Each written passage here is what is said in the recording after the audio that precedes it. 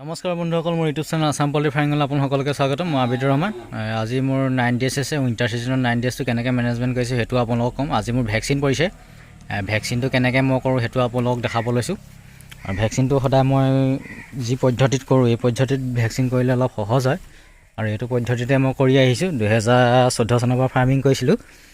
2014 চনৰ পৰা যেতিয়া ফাৰ্মিং কৰিছিলোঁ এবছৰহে মই আপোনাৰ ড্ৰপাৰ ছিষ্টেমত মই কৰিছিলোঁ। তাৰ পাছৰ পৰা মই ভেকচিনেশ্যনটো বেলেগ এটা পৰ্যায়ত কৰোঁ। সেই পৰ্যায়টো আপোনালোকক অকণমান দেখাইছোঁ। আৰু এই গোটেই ভেকচিনটো কৰিলে মানে বহুত সহজভাৱে ভেকচিনটো কৰিব পাৰি।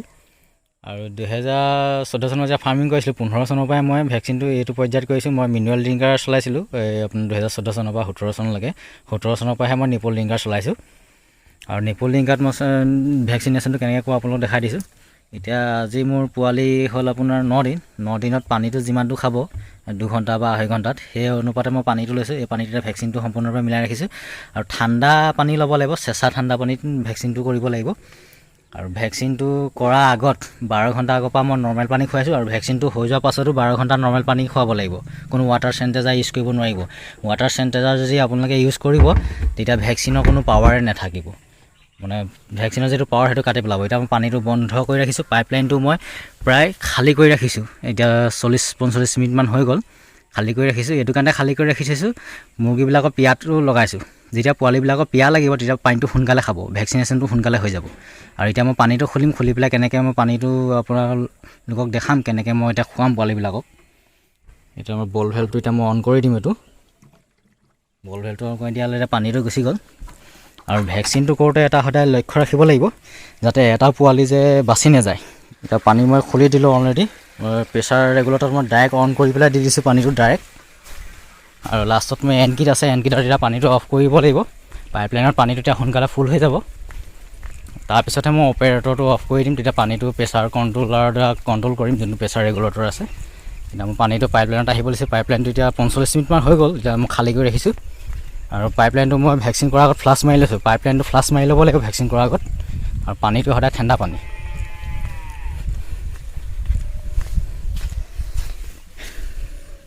এতিয়া অলৰেডি মই যোনবিলাক ছুইচ আছে বল ভেলপে ছুইচবিলাক চব অফ কৰি দিম। পানী অলৰেডি ভেকচিনৰ পানী পাই গৈছেহি।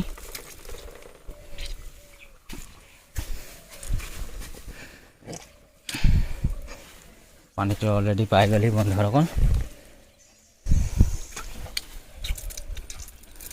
প্ৰায় 70 লিটাৰমান পানী মোৰ পাইপলাইনটোতে সোমাই থাকে। আৰু মই এতিয়া 2500 পোৱালি আছে। 2500 পোৱালিৰ কাৰণত মই পানীটো লৈছোঁ মানে 90 লিটাৰ পানী লৈছোঁ। যে পানীটো 2.5 ঘণ্টালৈকে খুৱাম। 2.5 ঘণ্টাত পানীটো খুৱাই মানে সম্পূৰ্ণ কৰি দিম। আৰু পোৱালিটোক এতিয়া ডিষ্টাৰ্ব কৰিব লাগিব, উঠাই দিব লাগিব। এতিয়া শুই আছে, লাইটৰ পোহৰটো মই দিয়া নাই, দি লৈছোঁ। আৰু ভেকচিনটো কৰাৰ আগত আপোনালোকে ফিডাৰবিলাকত যোনবিলাক 6 ফিডাৰ হয় বা টাৰ্বো ফিডাৰ হয় দানাটো লগাই ল'ব। দানাটো খালেহে পোৱালিবিলাকে পানীটো খাব। এইটো পাইপলাইনটো পানীটো ফুল কৰিবৰ কাৰণেহে পটককৈতো দিয়া হয়। আৰু পাইপলাইনটো পটাপট ফুল হৈ যায়। এইটো ডাইৰেক্ট কানেকশ্যন। এইফালে অপাৰেটৰ আছে, অপাৰেটৰটোৱে কাম কৰিব। এইটো অফ কৰি দিয়াৰ লগে লগে এতিয়া প্ৰেছাৰটো কণ্ট্ৰল হৈ যাব। ইয়াত যিমানবোৰ এয়াৰ আছিলে পাইপৰ এইবোৰ ওলাই যায়। ওপৰফালে পিং এটা আছে, আপোনালোকে দেখিছে, এয়াৰটো ওলাই যায়। মই ভেকচিনেশ্যনটো 2017 চনৰ পৰা নিপল ড্ৰিংকাৰত কৰি আহিছোঁ। আৰু মই এইগতে ভেকচিন কৰিছোঁ, কোনো আজিলৈকে প্ৰব্লেম নাই। আপোনালোকক মই দেখাই দিছোঁ। ভেকচিনৰ পৰা কোনো আজিলৈকে মোৰ ডিজিজ অহা নাই। ভেকচিন মই একদম ক্লিয়াৰলি কওঁ, এটাও বাৰ্ড মই থাকি যাব নিদিওঁ। যোনবিলাক উইক 6 আছে সেই উইক 6বিলাক মই ধৰি পানী খুৱাই দিম। আৰু সিহঁতক এটা ডিষ্টাৰ্ব কৰিম। ডিষ্টাৰ্ব কৰাৰ লগে লগে সিহঁতে উঠি যাব, উঠি পেলাই সিহঁতে পানী খাব। মই দেখাই আছোঁ কেনেকৈ নিপল ড্ৰিংকাৰ পানী খায়, সেইটো আজি আপোনালোকক দেখাম। বহুত বন্ধুসকলে মোলৈ কমেণ্ট কৰি আছে নিপল ড্ৰিংকাৰ কেনেকৈ পানী খায় দেখাবলৈ কৈছিলে। আৰু সেইটো আজি আপোনালোকক মই দেখাই আছোঁ। আৰু ভেকচিনটো হৈ যোৱাৰ পিছত বন্ধুসকল আপোনালোকে মেনুৱেল ড্ৰিংকাৰতে কৰক, লাগিলে আপোনালোকে অট' ড্ৰিংকাৰ কৰক। ড্ৰিংকাৰটো ভালদৰে আকৌ চাফ কৰি পেলাব, ক্লিন কৰি পেলাব ভেকচিনটো কৰি হোৱাৰ পাছত। এতিয়া পোৱালীয়ে পানী খাব, মই উঠাই দিম, আপোনালোকক দেখাইছোঁ। পোৱালি এতিয়া মই পিয়াহত ৰাখিছোঁ।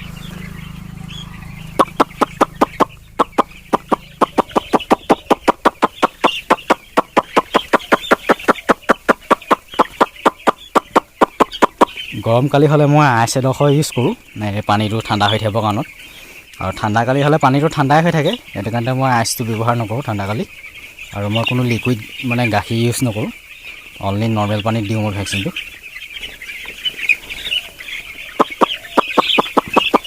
পোৱালিবিলাকক এতিয়া ডিষ্টাৰ্ব কৰিব লাগিব, সিহঁতক উঠাই দিব লাগিব। উঠাই দিয়াৰ লগে লগে দানা পানী খাব। আজি 9 ডেজ অলপ স্পেচো দিলোঁ বন্ধুসকল, মই দেখাই দিছোঁ। কালিলৈকে স্পেচ এইডোখৰলৈকে আছিলে, এই ফলিয়াটো দেখিছে অলপ কালাৰটো চেঞ্জ হৈ আছে। এইডোখৰলৈকে আজি এইডোখৰৰ পৰা এইডোখৰলৈকে দিলোঁ, প্ৰায় 6 ফুটমান স্পেচ দিলোঁ। পোৱালিবিলাকক ঘনে ঘনে স্পেচ দি থাকিব লাগিব, স্পেচ নিদিলে পোৱালিবিলাকে ৱেইটটো নল'ব আৰু ডপিংটো এক জেগাত কৰিব হ'লে এমনিয়া গেছটো বেছি হৈ যাব আৰু পিছত পোৱালি প্ৰব্লেম আহি যাব। আৰু পোৱালিটোক স্পেচটো ঘনে ঘনে দি থাকিব লাগে, তেতিয়া ৱেইটটো ভালদৰে ল'ব।